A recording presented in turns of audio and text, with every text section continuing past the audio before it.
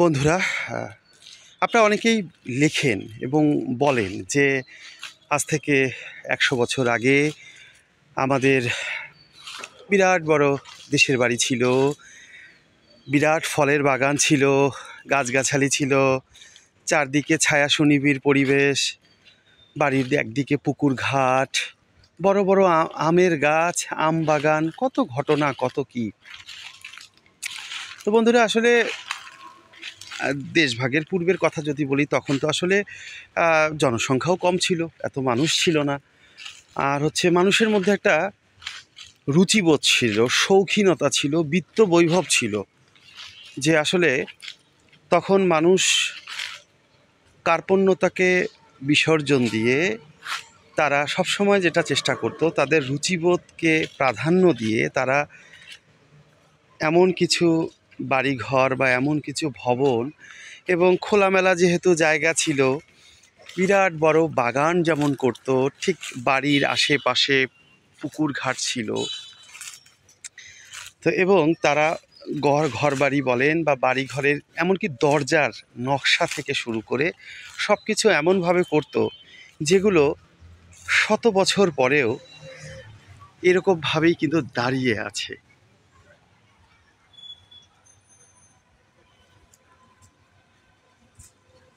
বন্ধুরা, আমি যেখানটায় আছি সেটা হচ্ছে গাজীপুরে, যেটা একসময় ভাওয়াল পরগনা ছিল দেশভাগের পূর্বে।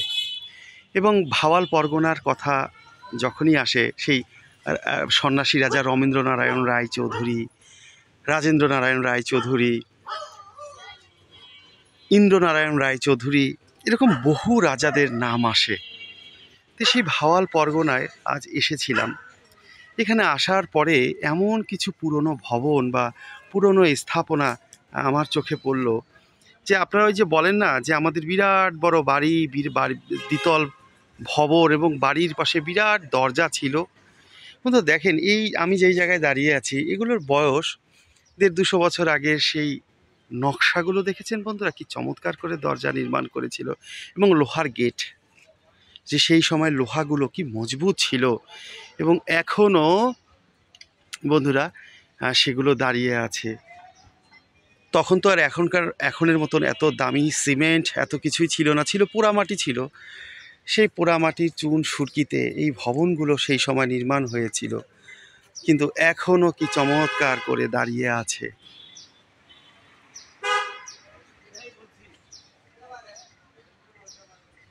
এগুলো বন্ধুরা মুগ্ধ করে। দেখেন, আজকে একেবারেই জরাজীর্ণ ভগ্ন দশা, ভেঙে পরিত্যক্ত অবস্থায় পড়ে আছে, কিন্তু এত বছর পরেও সেই দেশভাগের পূর্বে নির্মিত এ সকল মানে অবকাঠামোগুলো এখনও জানান দিচ্ছে যে সেই সময়টায় তাদের বিত্ত বৈভব এবং তাদের ঐশ্বর্য কতটা উল্লেখ করার মতো ছিল।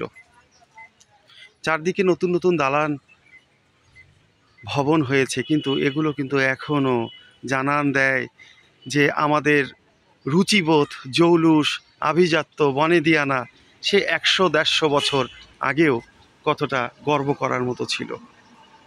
দেখেন বন্ধুরা, এখনও সেই লোহার দরজাটা, আমি খেয়াল করবেন বন্ধুরা, মানে এখনও সেই মানে মরিচা পড়েনি, জং ধরেনি। কি চমৎকারভাবে নির্মাণ করেছিল সেই সময়। মানে এটা ছিল, যেটা মনে হচ্ছে এটা একটা বাগান বাড়ি ছিল। গাছগাছালিগুলো তো আপনারা দেখতে পাচ্ছেন বন্ধুরা, মানে সেই বড় গেট, বাগান বাড়ি, কি একটা প্রাচীন জায়গা, যেগুলো আপনাদের মুগ্ধ করবে। আবার দেখেন বন্ধুরা, সামনেই কিন্তু বিরাট বড় হচ্ছে গিয়ে পুকুর, মানে একদিকে পুকুর ঘাট, একদিকে হচ্ছে বাগান বাড়ি। আমি সেটাই বলছিলাম, আপনারা যেটা লেখেন যে এবং বলেন যে ঠাকুরদার মুখে শুনেছি, ঠাকুমার মুখে শুনেছি, দ্বিতল বাড়ি, গাছগাছালি, সেই বিরাট মানে দরজা, বাড়ির সামনে সিংহ দুয়ার, হ্যাঁ, সেগুলোর প্রমাণক হচ্ছে এই ভবনগুলো বা সেই স্থাপনাগুলো।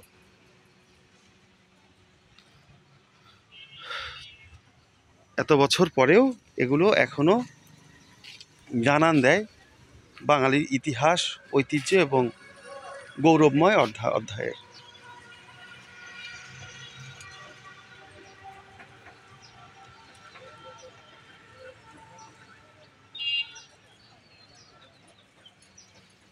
তো বন্ধুরা, আজকের মতন এখানেই। ভালো থাকবেন।